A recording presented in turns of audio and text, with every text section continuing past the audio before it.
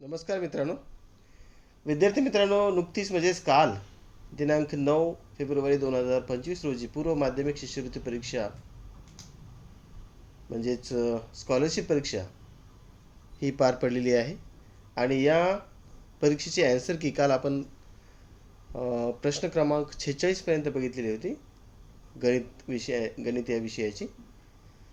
आणि आजच्या या सत्रामध्ये आपण प्रश्न क्रमांक 47 क्वेश्चन नंबर 47 पासून पाहूया.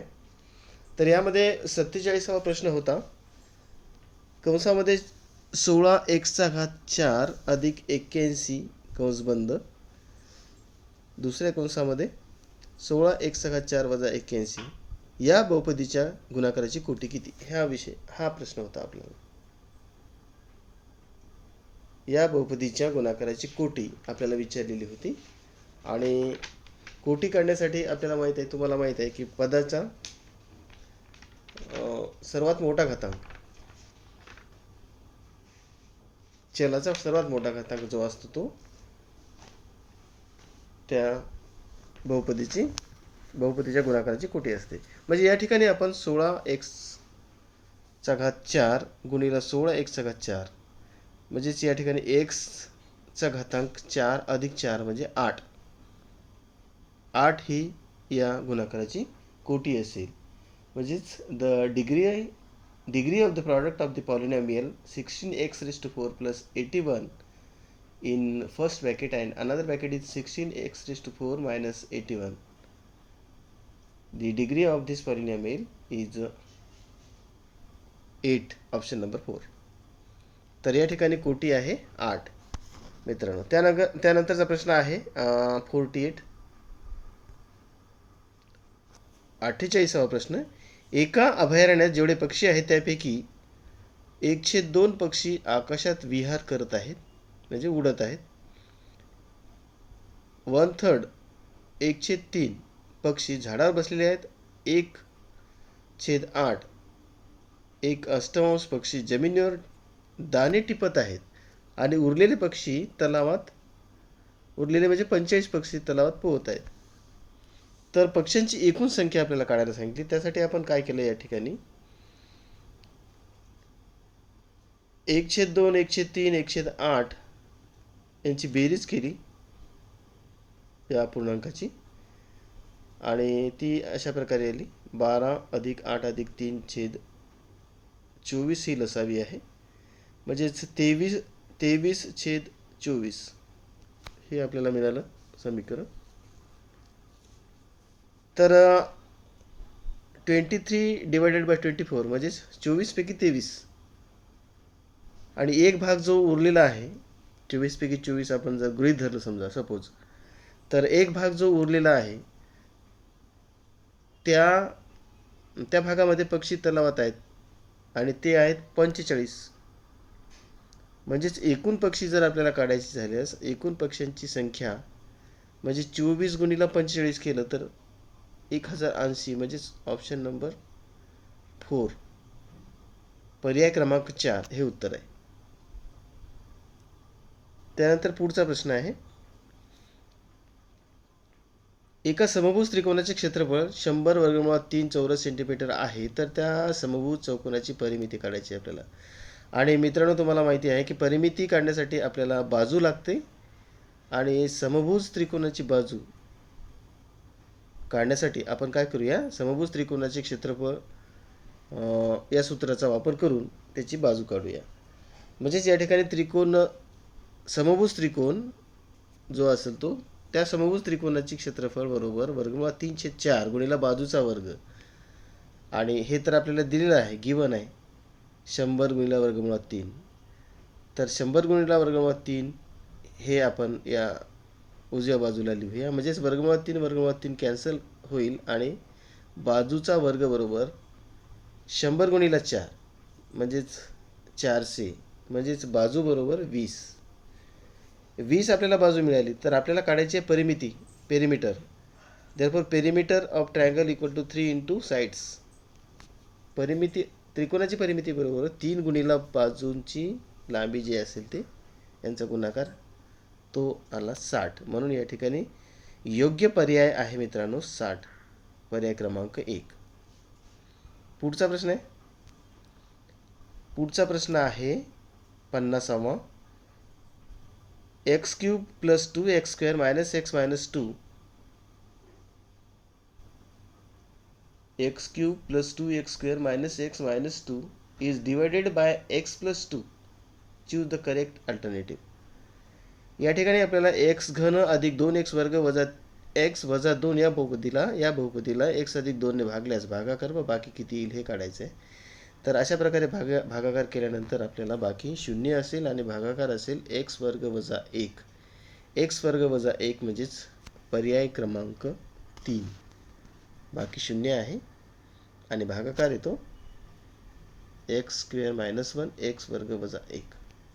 त्यापुढचा प्रश्न आहे 51. 4 वर्षापूर्वी अनिल व सुनील यांच्या वयाचे गुणोत्तर 4:5 होते. 4 वर्षानंतर त्यांच्या वयाचे गुणोत्तर 6:7 असेल तर अनिलचे आजचे वय किती हे काढायचे आपल्याला.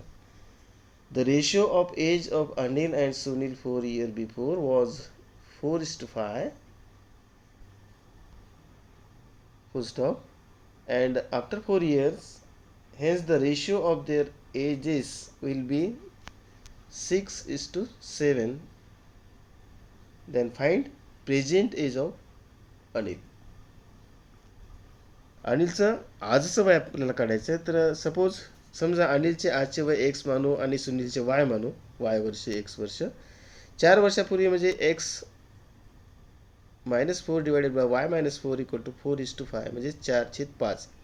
x - 4 भागिला y - 4 बरोबर 4/5.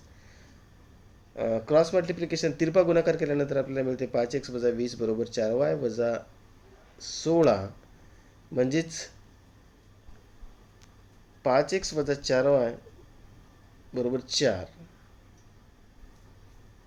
या समीकरणाला 3 ने गुणायचं आहे आपल्याला आणि दुसरं समीकरण जे मिळेल 4 वर्षानंतरचं समीकरण आपल्याला मिळेल ते असेल 7x + 28 बरोबर 6y + 24 म्हणजेच x + 4 भागिला y + 4 बरोबर 6/7. याचं गुणोत्तर 6:7 आहे की नाही, त्यामुळं हे असं येईल. आणि याला सोडवल्यानंतर आपल्याला समीकरण मिळेल 7x - 6y बरोबर -4. या समीकरणाला आपल्याला 2 ने गुणायचं आणि त्या समीकरणाला पहिल्या समीकरणाला 3 ने. या दोन्ही समीकरणाला अनुक्रमे 3 आणि 2 ने गुणल्यानंतर आपल्याला समीकरण मिळतात ती अशी 15x - 12y बरोबर 12 आणि दुसरा आहे 14x - 12y बरोबर -8. यांची आपण वजाबाकी करूया. वजाबाकी करताना चिन्हे बदलतात मित्रांनो, तुम्हाला माहिती आहे. म्हणून 15x - 14x बरोबर x आणि 12 + 8 बरोबर 20. 12y cancel. म्हणजेच आपल्याला या ठिकाणी x ची किंमत मिळाली ती 20. x बरोबर 20 आणि x आपण काय मानलं होतं, अनिलचे आजचे वय. म्हणून अनिलचे आजचे वय बरोबर 20 वर्ष. Option number 2. नाव नेक्स्ट पुढचा प्रश्न पाहूया.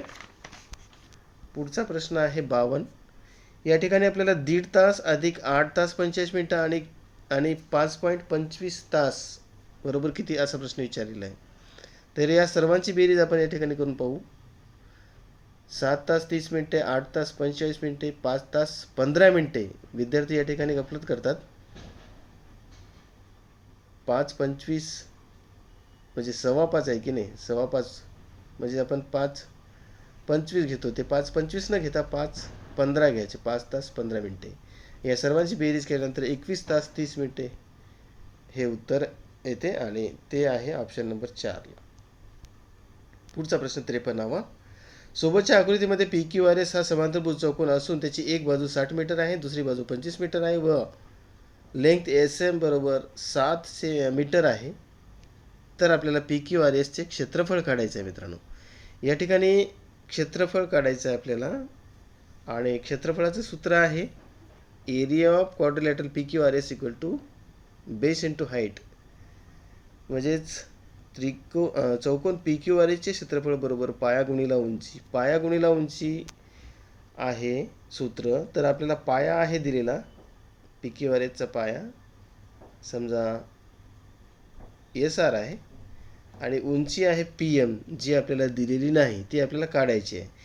तर उंची काढण्यासाठी आपण त्रिकोण PMSचा उपयोग करू. PMS हा राईट अँगल ट्रायंगल म्हणजे काटकोन त्रिकोण आहे. आणि मित्रांनो, तुम्हाला माहिती आहे की काटकोन त्रिकोणामध्ये कर्णाचा वर्ग हा उरलेल्या दोन बाजूच्या वर्गांच्या बेरजे इतका असतो. म्हणजे hypotenuse square equal to side square plus side square.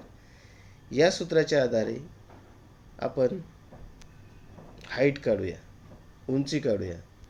म्हणजेच त्रिकोण PMS मध्ये कोण PMS बरोबर 90 अंश म्हणून पायथागोरसच्या प्रमेयानुसार PS वर्ग बरोबर PM वर्ग अधिक SM वर्ग. आणि हे सोडवल्यानंतर आपल्याला PM वर्ग मिळते 576, म्हणजेच PM बरोबर 24 उंची आपल्याला जी मिळाली ती उंची आपण या सूत्रामध्ये ठेवूया. कोणत्या? PQRSचे क्षेत्रफळ काढण्याचे सूत्र पाया गुणिले उंची. त्याच्यामध्ये ठेवल्यानंतर आपल्याला 60 गुणिले 24 बरोबर 1440 हे आन्सर मिळालं. आणि हे आन्सर आहे ऑप्शन नंबर 1 ला. चला तर पुढचा प्रश्न पाहूया मित्रांनो. थोडं फास्ट घेत आहे कारण आपल्याला जास्त रटाळ न होऊ देता हा व्हिडिओ थोडक्यात आणि शॉर्ट बट स्वीट करायचा आहे. त्यामुळं 54वा प्रश्न आहे. 1.5 मीटर बाजू असणाऱ्या घनाकृती हौदामध्ये किती पाणी मावेल? म्हणजे आपल्याला घनफळ काढायचं आहे. या ठिकाणी काय काढायचं आहे? घनफळ काढायचं आहे. व्हॉल्यूम ऑफ कोन समजा.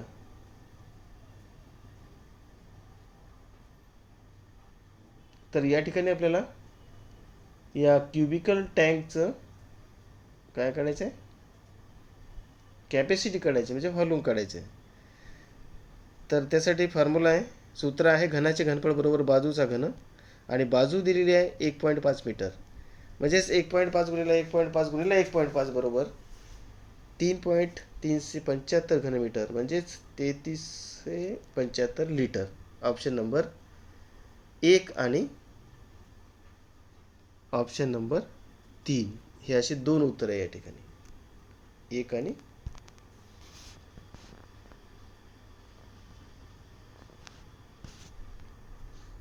1 आणि 3.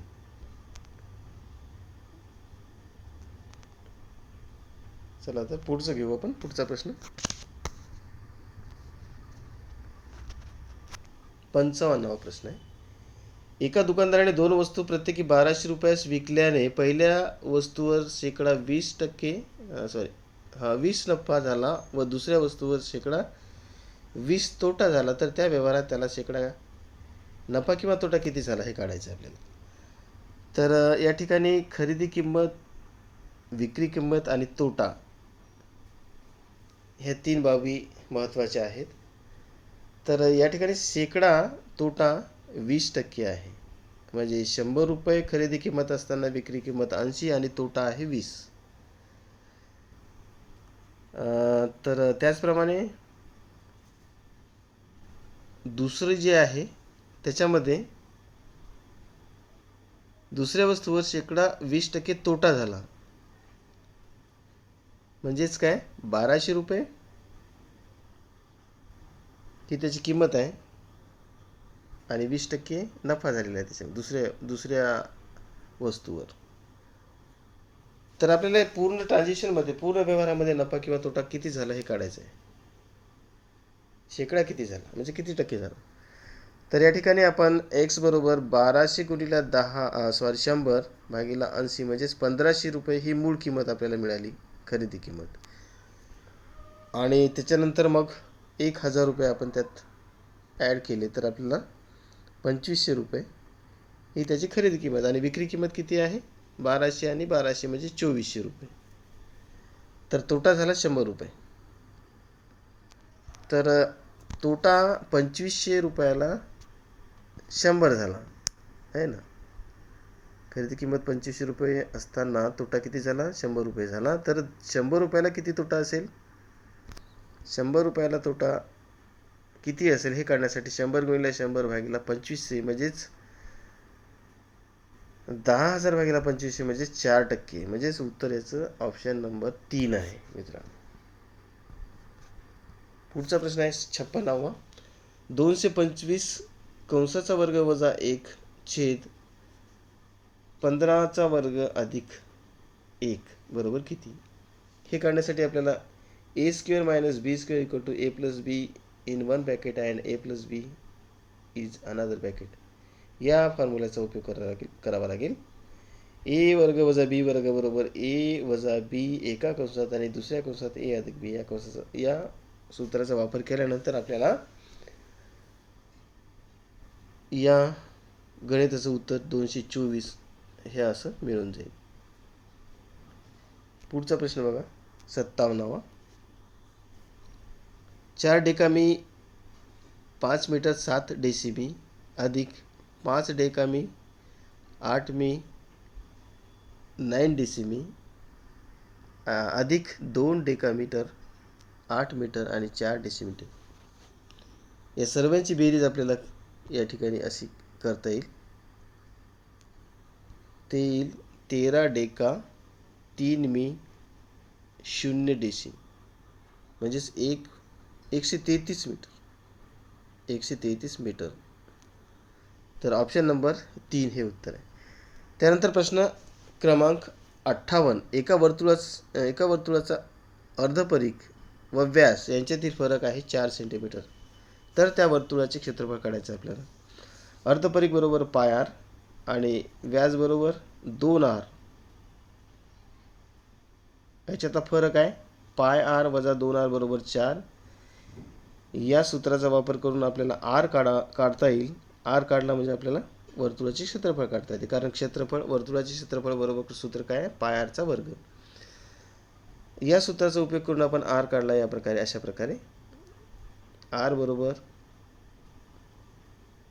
4 गुणिले 7/8 म्हणजेच 7/2 7/2 ही किंमत आपण वर्तुळाचे क्षेत्रफळ काढण्याच्या फॉर्म्युल्यामध्ये ठेवल्यानंतर आपल्याला वर्तुळाचे क्षेत्रफळ मिळते 77/2 म्हणजेच 38.50 चौरस सेंटीमीटर. Option number 4. पुढचा प्रश्न आहे सर्वात लहान नैसर्गिक संख्या व सर्वात मोठी ऋण पूर्णांक संख्या यांच्यातील फरक हा खालीलपैकी कोणत्या संख्येच्या वर्गमूळा एवढा आहे?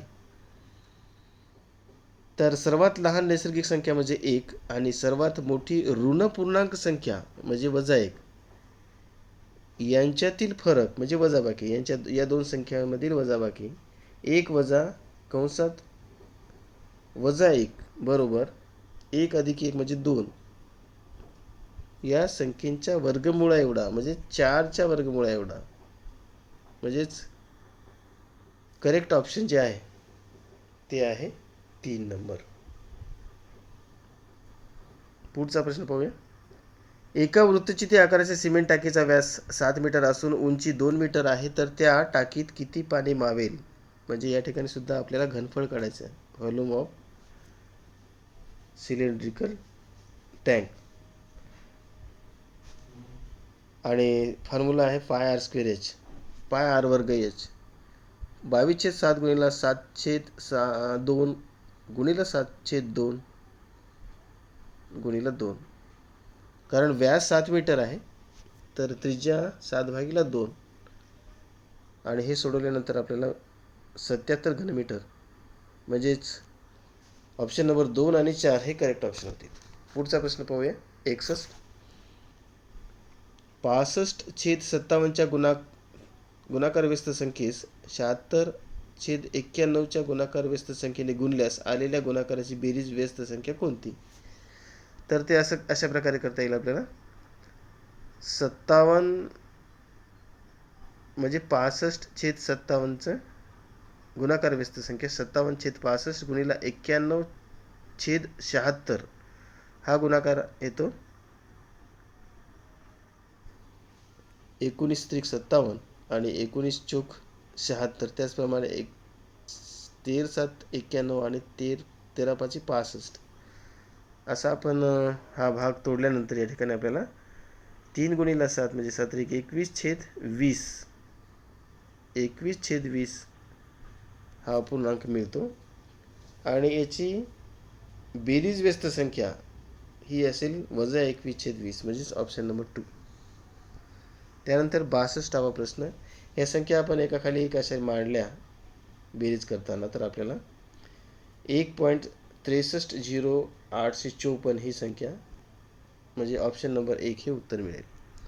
त्यानंतर 161, 371, 301, 637, 553 या सर्व संख्यांना खालील पर्यायांपैकी कोणत्या संख्येने निशेष भाग जातो? निशेष भाग जाणे म्हणजे काय? बाकी शून्य येणे, बाकी झिरो येणे. तर यापैकी भाग देऊन पाहिल्यानंतर आपल्याला असं लक्षात येईल, सर्व संख्येचा भाग देऊन बघायचा फास्टमध्ये, आणि शेवटी 7ने भाग दिल्यानंतर भागावर 23 येतो आणि बाकी शून्य राहते, म्हणून करेक्ट ऑप्शन आहे 7. त्यानंतर पुढचा प्रश्न आहे 64. यामध्ये एका त्रिकोणी भूखंडाच्या बाजू आहे 50 मीटर, 30 मीटर, 40 मीटर याप्रमाणे आहे. तर त्या त्रिकोणी भूखंडाचे क्षेत्रफळ काढायचं आहे आपल्याला. त्रिकोणी भूखंड म्हणजे एक त्रिकोण आहे ज्याच्या सर्व बाजू असमान आहे, भिन्न आहेत, वेगळ्या वेगळ्या आहेत. आणि अशा वेगळ्या वेगळ्या बाजू असणाऱ्या त्रिकोणाचे क्षेत्रफळ काढण्याचे सूत्र आहे हिरोनचं क्षेत्रफळ. हिरोनचे सूत्र तुम्हाला माहिती आहे, आणि ते सूत्र आहे त्रिकोणाचे क्षेत्रफळ बरोबर वर्गमुळात यस कंसात यस वजा ए, यस वजा बी आणि यस वजा सी, म्हणजे हे सूत्र आहे, हे फॉर्म्युला आहे. Area of triangle equal to √ S, S minus A, S minus B, S minus C. And here A 50, B 30, C 40, and semi perimeter S equal to A plus B plus C divided by 2. हे 120/2 म्हणजे 60 मिळते अर्ध परिमिती. आणि ABCच्या किमती दिलेल्या आहेत, त्या टाकल्यानंतर आपल्याला त्रिकोणाचे क्षेत्रफळ मिळते 600 चौरस मीटर. पुढचा प्रश्न आहे 3 चा घात x अधिक 3 चा घात x अधिक 1 बरोबर 108. तर x बरोबर किती? आपण 1 ठेवून पाहिलं तर 27 हे उत्तर येते. त्यासाठी आपण 3 ठेवून पाहूया. 3 चा घात 3 म्हणजे 27 आणि 3 चा घात 4 या ठिकाणी म्हणजे किती? 81. आणि 27 गुणिले 81 यांचा गुणाकार केला तर 108 येतं, म्हणजे बेरीज 27 अधिक 81 म्हणजे 3x अधिक 3x 3चा घात x अधिक 3x चा घात x अधिक 3. पुन्हा एकदा बघा 3x plus 3x plus 1 equal to 108. 3चा घात x अधिक 3चा घात x अधिक 1 यांची बेरीज 108. या ठिकाणी x ची किंमत 3 ठेवल्यानंतर हे 108 येते, म्हणजेच करेक्ट ऑप्शन x ची किंमत बरोबर 3. पुढचा प्रश्न पाहूया. 2 क्रमांकावर विषम संख्येचा लसावी 8463 आहे, तर त्यापैकी मोठी संख्या कोणती? तर मोठी संख्या 93, ऑप्शन नंबर 2 हे असं या ठिकाणी करून बघल्यानंतर. पुढचा 67वा प्रश्न आहे. हे सोडवल्यानंतर आपल्याला वर्गमुळात 98, 20, 81 म्हणजेच नियर अबाउट 991 ऑप्शन नंबर 4 हे उत्तर मिळेल. 68वा प्रश्न आहे. पहिल्या 5 विषम नैसर्गिक संख्यांच्या घनांची सरासरी किती? पहिल्या 5 विषम संख्या 1, 3, 5, 7, 9 यांचा घन केल्यानंतर आपल्याला मिळते 1225 आणि याची सरासरी म्हणजे 1225/5 म्हणजे 245 ऑप्शन नंबर 3. पुढचा प्रश्न आहे. सोबतच्या आकृतीत रेषा L पॅरलल रेषा M, रेषा L समांतर रेषा M असून रेषा P ही छेदिका आहे. त्यावरून कोण W ची किंमत किती हे काढायचं आपल्याला. या ठिकाणी मित्रांनो 3x आणि x हे आकृतीत दाखवल्याप्रमाणे या दोन कोणांच्या मापांची बेरीज 180 असते, कारण हे लगतचे कोण आहेत किंवा रेषीय जोडीतील कोण म्हणू आपण. एक बाजू कॉमन आहे आणि 3x अधिक x बरोबर 180 म्हणजे 4x बरोबर 180 म्हणजे x बरोबर 45. 3x चा विरुद्ध कोण हा 3x आहे आणि 3x आणि W 3x आणि W, हा 3x आणि हा W, या दोन कोनांची मापे एकरूप असतात, कारण हे संगत कोन आहेत, करस्पॉन्डिंग अँगल्स,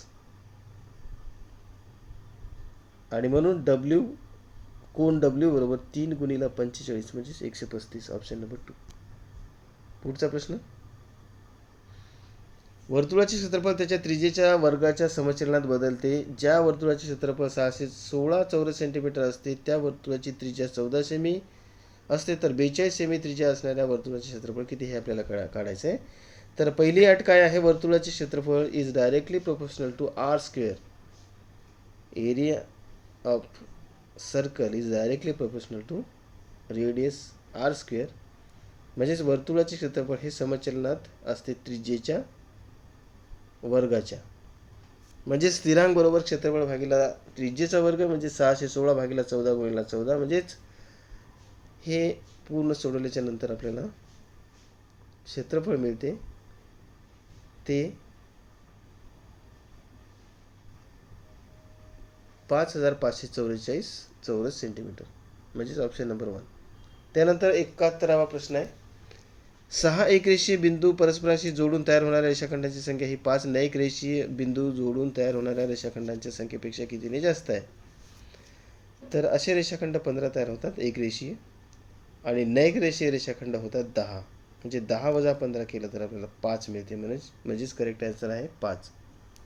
5 ने जास्त आहे. त्यापुढचा प्रश्न आहे 72.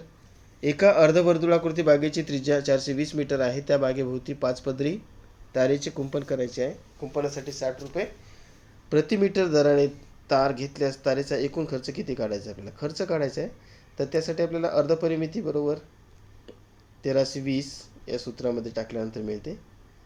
तर एकूण अंतर किती आहे, 1320 म्हणजे अर्धपरिमिती त्या बागेची, आणि दुसरं अंतर आहे त्रिज्या 420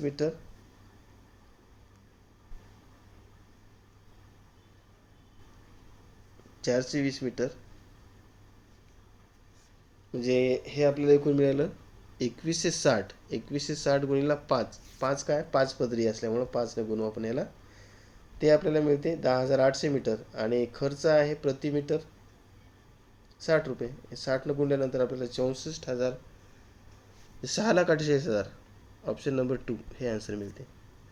पुढचा प्रश्न आहे.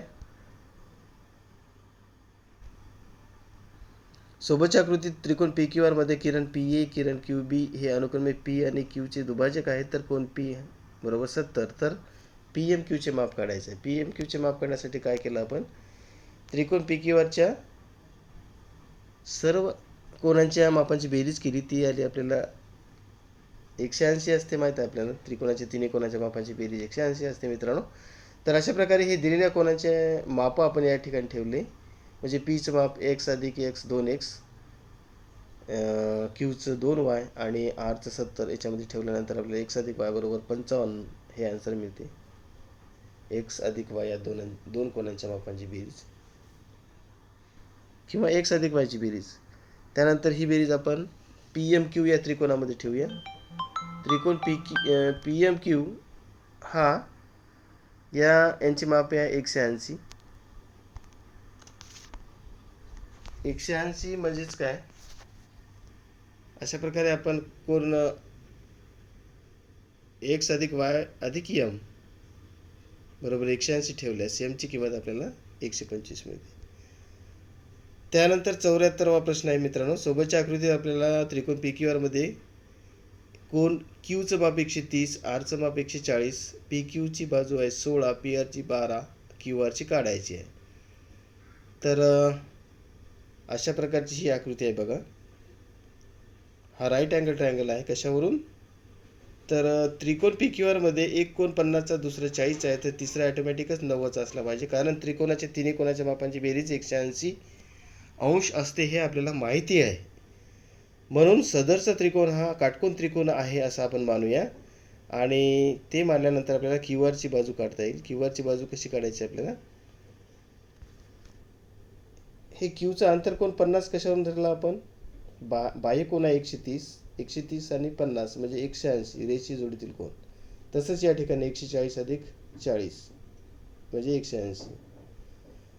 यावरून आपण त्रिकोण पी क्यू आर हा काटकोन त्रिकोण आहे असं आपल्याला लक्षात आलं. त्यामुळं 90 अंशाच्या समोरची बाजू हा हायपोटेन्यूस असतो, कर्ण असतो.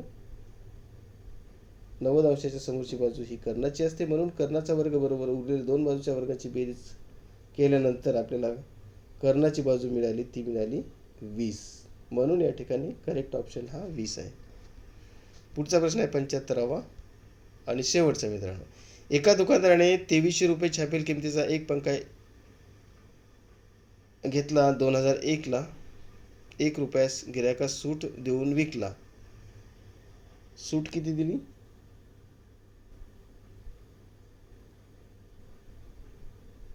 एक पंखा 2001 रुपयास गिऱ्हाईकास सूट देऊन विकला. म्हणजे सूट केवढ्याला दिली? कितीला दिली? किती मिळाली? 2300 वजा 2001 म्हणजे 299. 299 ही सूट मिळेल त्या गिऱ्हाईकाला. 2300 रुपयाला 299 तर 100 रुपयाला किती? शेकडा तूट काढायची आपल्याला. तर अशा प्रकारे आपण शेकडा तूट काढली. एक्स बरोबर 299 गुणिले 100 भागिले 2300 म्हणजेच 13%. म्हणजेच या ठिकाणचं करेक्ट ऑप्शन आहे ऑप्शन नंबर 3. तर मित्रांनो, अशा प्रकारे या ठिकाणी आपण काल झालेल्या पेपरचा उर्वरित भाग म्हणजे राहिलेले प्रश्न बघितले उत्तरासह, अगदी स्पष्टीकरणासह. तुम्हाला हे सर्व प्रश्न लक्षात आले असतीलच मित्रांनो. तुम्ही तुमच्या उत्तराची खात्री करा. तुमच्याकडे OMR शीट आहेच कार्बन. तर तपासून पहा आणि तुम्ही नेमकी किती मार्क घेऊ शकता हे तपासा आणि कमेंटमध्ये लिहा.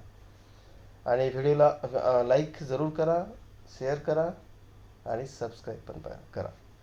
भेटूया. धन्यवाद पुढच्या सत्रामध्ये. जय हिंद, जय महाराष्ट्र.